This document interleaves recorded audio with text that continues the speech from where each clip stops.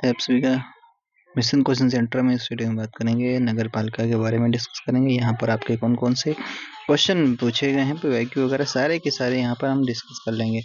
तो भाई अगर चैनल पे पहली बार आए हो तो सब्सक्राइब करके ज़रूर जाना, और वीडियो वगैरह पे कुछ भी यार कमेंट वगैरह कर दिया करो, लाइक भी कर दिया करो, दोस्तों के साथ शेयर कर दिया करो। चलिए बात करते हैं पहले सवाल पे। पहला सवाल है, संविधान के 74वें संविधान संशोधन का प्रावधान। तो आपका ये नगरीय से संबंधित है, ठीक है, और वो भी शहरी स्थानीय शासन स्वशासन से संबंधित है। कौन सा दूसरा वाला उत्तर आपका भाई साहब सही हो जाता है। तो यहाँ पर थोड़ा अगर बात करना चाहते हैं तो कर सकते हैं। कैसे? तो यहाँ पर आपका 74वें संविधान संशोधन जो आपका 1992 द्वारा नगर पालिका को संवैधानिक परिस्थिति प्रदान की गई। इस संविधान संशोधन द्वारा आपका भाग 9 का यानी 9 भाग 9 का ए जोड़ा गया, ठीक है, और इसमें क्या 12वीं अनुसूची जोड़ी गई इसी के तहत। और अब कहा जाता है इसमें शहरी क्षेत्र में नगर पालिकाओं की संवैधानिक स्थिति प्रदान की गई। और यहाँ से हम बात करते हैं तो अगर बात करते हैं 243 ता से 243 ता से और या जहाँ तक यहाँ पर आपका बताया गया, इसमें विषय कितने हैं आपके 18 विषय शामिल किए गए हैं। और यहाँ पर अगर बात करते हो तो इसमें नगर पंचायत और नगर पालिका परिषद होती है और नगर निगम होता है।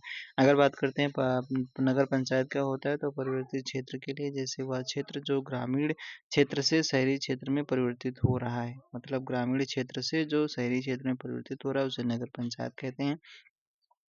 नगर पालिका परिषद क्या होता है, छोटी शहरी क्षेत्रों के लिए होती है नगर पालिका परिषद होती है। नगर निगम क्या होता है, बड़े शहरी क्षेत्रों के लिए जिनकी जनसंख्या 10 लाख से ज़्यादा होती है, वहाँ पर आपका नगर निगम होता है। जहाँ पर 10 लाख से ज़्यादा जनसंख्या होती है, जैसे प्रथम नगर निगम कौन सा था, मद्रास था। अगर 10 लाख से ज़्यादा जनसंख्या होती है तो उसे आपका नगर निगम कहा जाता है। छोटे शहरों के लिए आपका नगर पालिका परिषद होती है। परिवर्तित क्षेत्र के लिए, जैसे वह क्षेत्र जो ग्रामीण क्षेत्र से शहरी क्षेत्र में परिवर्तित हो रहा है, उसे आपका नगर पंचायत कहते हैं। चलिए भाई साहब देखते हैं। अगला सवाल पूछा गया, किस संवैधानिक संशोधन अधिनियम से नगर पालिकाओं को संवैधानिक दर्जा दिया गया। आपका 74वां संविधान संशोधन 1992 के तहत दिया गया। दूसरा वाला उत्तर आपका सही है। अगला फिर से यही पूछा गया, क्या पूछा गया आपका, भारत के संविधान में किस निकाय या बॉडी के लिए प्रत्येक राज्य में नगर पालिका परिषद का गठन किया गया। आपका ये है शहरी पंचायत के लिए। अच्छा एक मिनट, कह रहा है कि गठन के करने का प्रावधान नहीं है किसके लिए, तो देखो नगर पंचायत है, नगर पालिका परिषद है, नगर निगम है, और नगर शहरी पंचायत नहीं है, ठीक है। यही आपका गलत हो जाता है। नगर निगम कैसे कहाँ कहते हैं, जहाँ पर 10 लाख से ज़्यादा जनसंख्या होती है। छोटे शहरों के लिए नगर पालिका परिषद होती है, और जो शहर आपका जो गाँव से धीरे धीरे शहर क्षेत्र में परिवर्तित हो रहे हैं वहाँ पर नगर पंचायत होती है। अगला सवाल, नगर निगम एक निश्चित क्षेत्र तथा जनसंख्या वाले बड़े नगरों में गठित किए जाते हैं। हाँ तो ठीक है, बड़े नगरों का नगरीय प्रशासन अत्यंत जटिल प्रकृति का होता है। बड़े नगरों का नगरीय प्रशासन अत्यंत जटिल प्रकृति का होता है। तो यहाँ पर अगर बात करते हैं इसका उत्तर क्या हो जाएगा, दोनों सही है लेकिन आपका सही से व्याख्या नहीं कर रहे हैं। भारत में शहरी निकायों के बारे में कौन से कथन आप कह सकते हैं, तो देख लेते हैं। पहला कह रहा है 74वां संविधान संशोधन 3 प्रकार के शहरी स्थानीय निकायों के बारे में बताता है। एक है नगर निगम, नगर पालिका, और एक है नगर परिषद के बारे में बताता है, ठीक है। हाँ, नगर परिषद की वो संकल्पना करता है, तो ये सही बात है, यहाँ बताया गया। फिर नगर निगम उन नगरों में से जिनकी जनसंख्या 10 लाख से अधिक होती है वो स्थापित किए जाते हैं, सही बात है ये भी। आगे बात करते हैं, बॉम्बे तथा कलकत्ता निगम वे पहले नगर निगम थे जिनकी स्थापना अंग्रेजों के समय, ये गलत है, मद्रास वाला हुआ था पहले, तो यहाँ पर अभी चर्चा की जाए। तो एक और दो सही है केवल।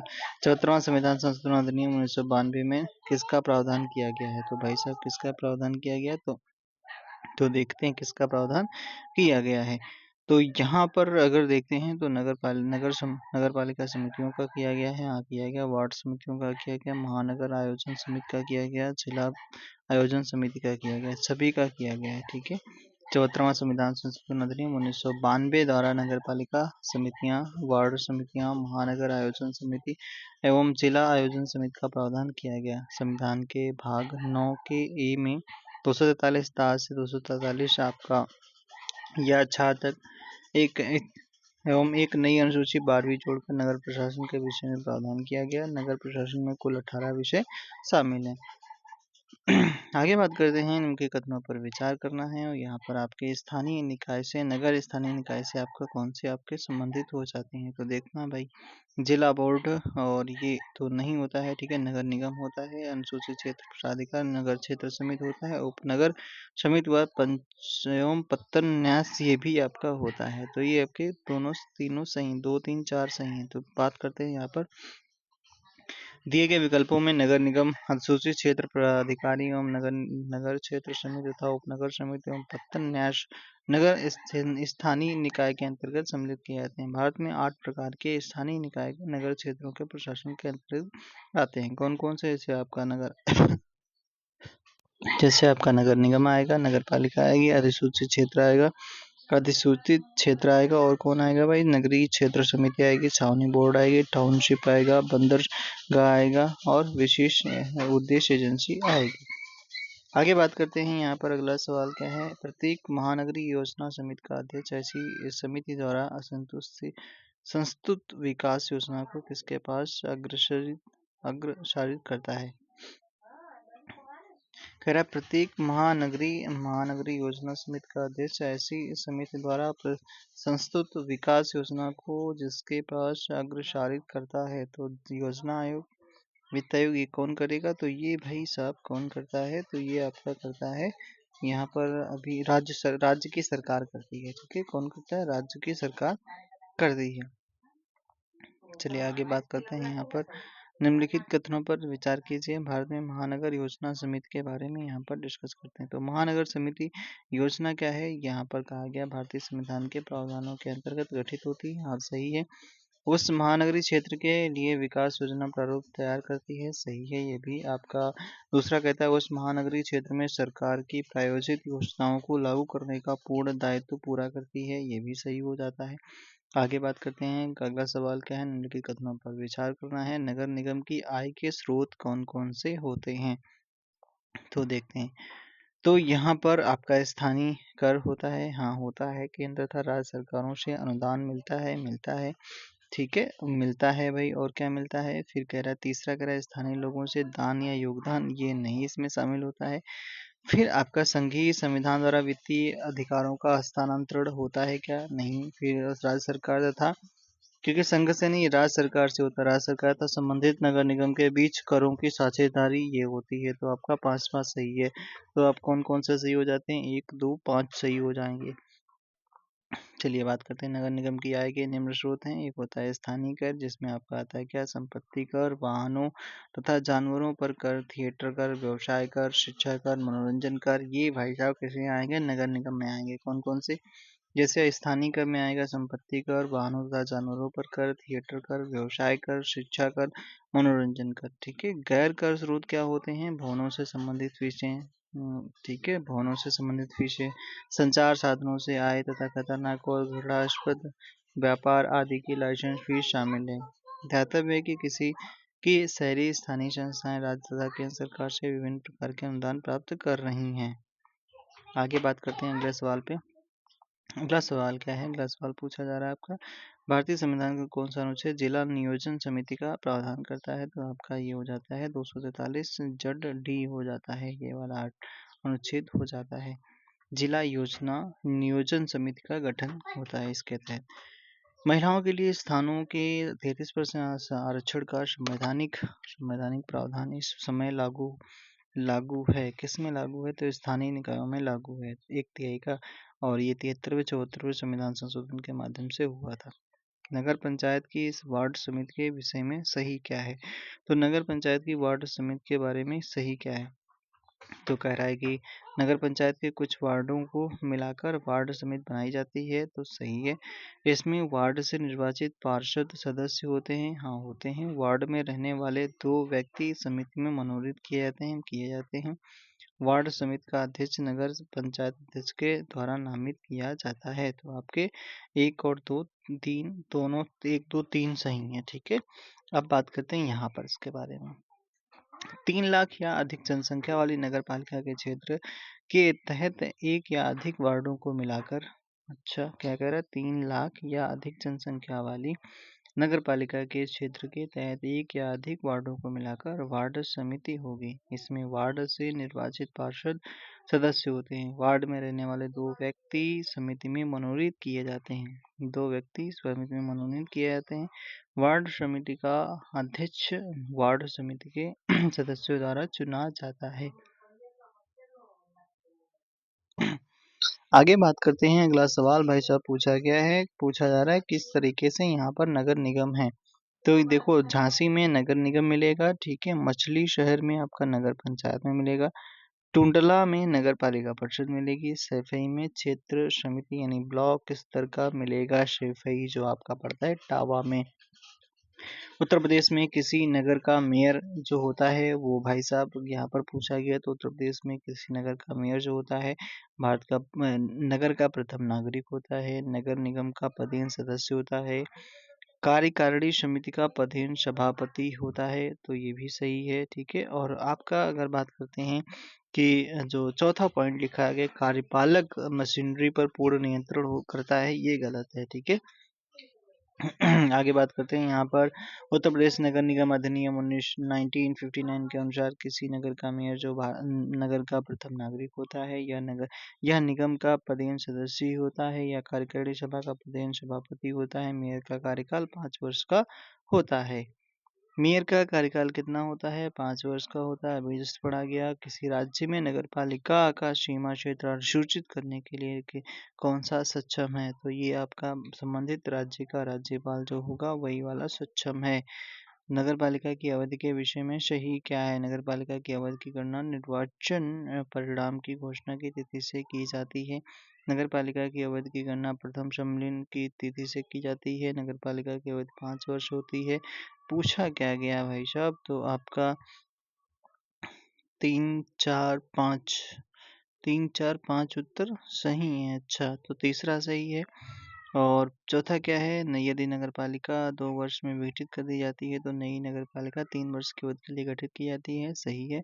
यदि नगर पालिका 2 वर्ष में विघटित कर दी जाती है तो नई नगर पालिका 5 वर्ष की अवधि के लिए गठित होती है। तो आपका ये वाला गलत है, ठीक है। तो आपका कौन सा हो जाता है? 2, 3, आपका 4 वाला सही है। आगे बात करते हैं। छत्तीसगढ़ म्युनिसिपल कॉर्पोरेशन अधिनियम 1956 के तहत व्यवस्था के अनुसार नगर पालिका की अवधि 5 वर्ष तथा इसके 2 वर्ष में विघटित होने पर नगर पालिका 3 वर्ष के लिए गठित की जाती है। इसके अलावा नगर पालिका की अवधि की गणना प्रथम सम्मेलन की तिथि से की जाती है। ओके, आगे बात करते हैं। अगला सवाल आपसे पूछा गया है। क्या पूछा गया? जिला स्तर पर जिला योजना के समायोजन का दायित्व 74वें संविधान संशोधन के अंतर्गत किया जाता है, तो जिला नियोजन समिति को किया जाता है। सी वाला सही है। 74वें संविधान संशोधन के तहत प्रत्येक राज्य जो है जिला स्तर पर एक जिला योजना समिति का गठन करेगा, जो जिले की पंचायत तथा नगर पालिकाओं द्वारा तैयार योजना के संगठित करेगी। जिला स्तर पर एक विकास योजना का प्रारूप तैयार करेगी। जिला योजना समिति का अध्यक्ष विकास योजनाओं को राज्य सरकार को प्रेषित करेगा। 74वें संविधान संशोधन के अंतर्गत एक परिवर्तनशील क्षेत्र के स्थानीय निकाय को जाना जाता है नगर पंचायत के रूप में जाना जाता है। 74वें संविधान संशोधन के तहत स्वायत्त शासन की संस्थाओं को एक साधारण संज्ञा नगर पालिका दी गई है। नगर पालिकाएं 3 प्रकार की हैं। नगर पंचायत ऐसे क्षेत्र जो ग्रामीण क्षेत्र से अभी जस्ट ऊपर पर चर्चा करा गया था। नगर पालिका परिषद छोटे नगर क्षेत्र के लिए होता है। नगर पालिका बड़े नगर के लिए होता है। राज्य निर्वाचन आयोग नगरीय निकायों के निर्वाचन का संचालन किस अनुच्छेद के तहत करता है? तो ये आपका 243 के तहत करता है। 243 के तहत करता है। राज्य निर्वाचन आयोग स्थानीय निकायों के निर्वाचन का संचालन 243 के तहत करता है। राज्य निर्वाचन आयोग को ही नगर पालिकाओं के चुनाव की जिम्मेदारी दी जाती है। संविधान के अनुच्छेद 243 जट ए, अनुच्छेद 243 जट जी के अनुसार नगर पालिकाओं के लिए कराए जाने वाले सभी निर्वाचनों के लिए निर्वाचक नामावली तैयार करने का और उन सभी निर्वाचनों के संचालन का अधीक्षण, निर्देशन और नियंत्रण अनुच्छेद 243 के में निर्दिष्ट राज्य निर्वाचन आयोग में निहित होगा। अगला सवाल, एक कॉलेज का विद्यार्थी अपने नगर की नगर परिषद म्यूनिसिपल काउंसिल में चुने जाने का इच्छुक है। उसके नामांकन की वैधता अन्य शर्तों के साथ इस महत्वपूर्ण शर्त पर निर्भर होती है। तो कौन सी शर्तें होनी चाहिए? तो उसका नाम मतदाता सूची में सम्मिलित हो। सी वाला उत्तर आपका सही हो जाता है।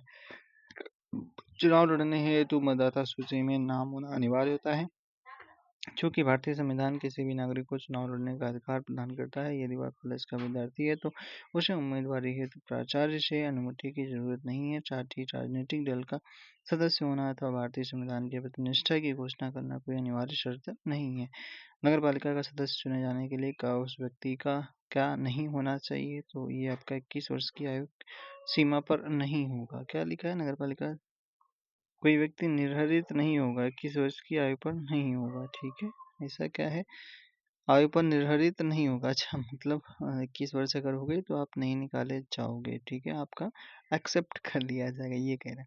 नगर पालिका परिषद का चुनाव लड़ने के लिए क्या अर्हता होनी चाहिए? क्या अर्हता होनी चाहिए उसकी? ये चाहे भाई साहब 21 वर्ष हो चुकी हो तो आपका तो चलो यहीं से थोड़ा देख लेते हैं। छत्तीसगढ़ नगर पालिका परिषद अधिनियम 1961 के अंतर्गत नगर पालिका परिषद के चुनाव के लिए अर्हताएं निम्नलिखित होनी चाहिए। तो व्यक्ति का नाम नगर पालिका मतदाता सूची में होना चाहिए और पार्षद हेतु न्यूनतम 21 वर्ष उसकी आयु होनी चाहिए। अध्यक्ष के लिए 25 वर्ष होनी चाहिए। कोई भी व्यक्ति 2 वार्ड से पार्षद का चुनाव एक साथ नहीं लड़ सकता है। कोई व्यक्ति यदि अध्यक्ष और पार्षद चुना जाता है तो ऐसी स्थिति में 7 दिनों के भीतर एक पद से उसे पद त्याग देना होगा। तो ये आपके सही है, ये मतलब पॉइंट याद कर लो बस। व्यक्ति का नाम नगर पालिका मतदाता सूची में होना चाहिए। पार्षद हेतु न्यूनतम आयु 21 वर्ष निर्धारित है।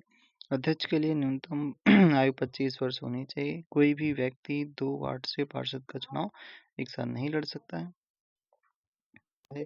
कोई व्यक्ति यदि अध्यक्ष और पार्षद चुना जाता है तो आपका ऐसी स्थिति में 7 दिनों के भीतर उसे पद त्याग करना पड़ेगा।